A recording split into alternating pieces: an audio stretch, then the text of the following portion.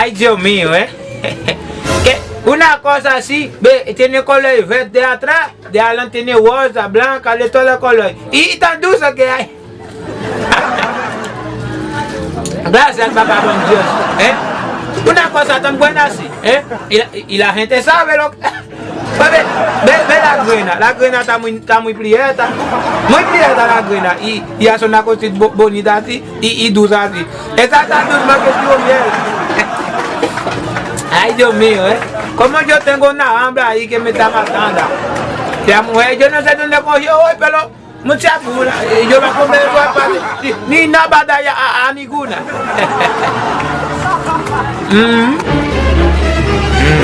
Papá. Dime, mi hija, ¿qué te pasa? Yo tengo hambre. Si tú tienes hambre, acuérdate que yo digo, cuando tú tienes hambre, come el hambre, porque esa cosa no es para muchachas ni para niñas tampoco. Y además, otra cosa, yo le voy a decir a mamá Tuy tiene muy gran problema conmigo. Porque mamá Tuy no puede estar pariendo muchachitas blancas como tú y yo soy prieta. Eso no lo va a coger. Yo no comprendo eso. Oye, cuando viene mamá Tuy, yo le voy a decir a ella que haga algo contigo, porque tú no puedes ser hijo mío. No. Es que tú no, con ese ching de cosas, tú quieres que yo te de ahí. Ese está muy mal para ti.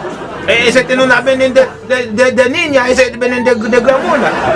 Cuidado, muchacha. Ve ya lo que yo estoy diciendo. Si tú tienes, oye, lo que tienes que hacer, tú tienes que ir ante tu abuela, de la abuela Pau, para conseguir algo, porque aquí, como te digo, toda la cosa está subida. Hasta un pan no puedes comprar. Ese ching, porque yo estoy trabajando, el compadre no me da eso.